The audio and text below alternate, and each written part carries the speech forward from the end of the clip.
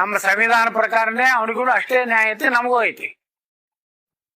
ನೀವು ಪೊಲೀಸರು ಆ ಮಸೂತಿ ಮುಂದೆ ಹೋಗ್ಬೇಡ್ರಿ, ಈ ಮಸೂತಿ ಮುಂದೆ ಹೋಗ್ಬೇಡ್ರಿ ಅಂತ ನೀವು ರಿಸ್ಟ್ರಿಕ್ಷನ್ ಹಾಕಿದ್ರೆ ಮತ್ತೆ ಇದೇನು ಭಾರತ ದೇಶನಾಗ ಐತೋ ಏನು ಪಾಕಿಸ್ತಾನದಾಗ ಐತೋ?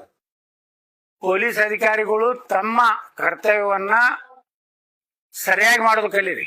ಸರ್ಕಾರಗಳು ಬರ್ತಾವು ಹೋಗ್ತಾವು, ಏನೋ ನಮ್ಮ ಸರ್ಕಾರ ಹೇಳ್ತದ, CM ಹೇಳ್ತಾರೆ, ಅಮಾಯಕ ಜನರನ್ನ ಇದೇ ರೀತಿ ಇವತ್ತು ನೋಡಿ ಪಾಪ 2 ಕಡೆ ನಾವು ಹೋಗಿದ್ವಿ. ಒಂದು ಕಲ್ಲು ಪೂರ್ತಿ ಇಂತಲ್ಲಿ ಒಳಗೆ ಸಿಕ್ಕಿದೆ, ಇಷ್ಟು ದೊಡ್ಡದು. ಅಂದ್ರೆ ಎಷ್ಟು ಸ್ಪೀಡಲ್ಲೇ ಬಂದಿರ್ಬೋದು ಅದು ಕಲ್ಲು. ಇಲ್ಲಿ ಮೇಲೆ ಕರ್ನಾಟಕದಲ್ಲಿ ಯಾವ್ಯಾವ ಏರಿಯಾದಲ್ಲಿ ನಮ್ಮ ಹಿಂದೂ ಗಣಪತಿ ಇರ್ಬೋದು, ಯಾವುದೇ ಹೋದ್ರು ಮೊದಲ ಆ ಮಸೂತಿಗಳನ್ನ ಚೆಕ್ ಮಾಡ್ಬೇಕು, ಆ ಮಸೂತಿಗಳನ್ನ ಬ್ಯಾನ್ ಮಾಡ್ಬೇಕು. ನೀವು ನಮ್ಮ ಮಾಡ್ತಿರಲ್ಲ, ಯಾವ್ದಾರು ನಮ್ಮ ದೇವಸ್ಥಾನದಿಂದ ಒಂದ್ ಕಲ್ಲು ಬಿದ್ದೈತಾನೆ ಭಾರತದಾಗ ಹೇಳ್ರಿ.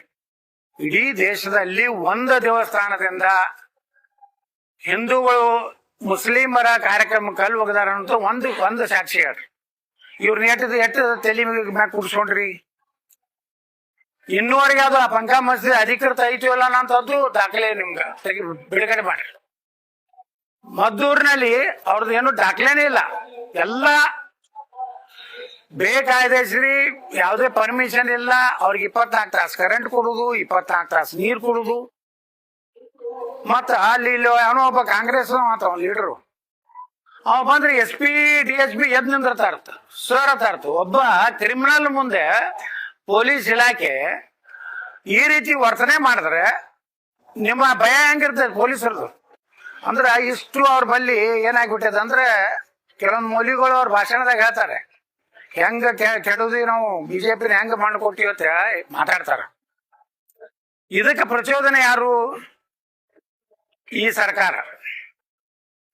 ಇವತ್ತು ಇಷ್ಟೆಲ್ಲ ಗಲಾಟೆ ಆದ್ಮೇಲೆ ಒಬ್ಬ IPS SP ಮೇಲೇನು ಕಲ್ಲು ಹೋಗದ ಮ್ಯಾಗನು ಬಂಧನ ಯಾರು ಮಾಡ್ಬೇಕು?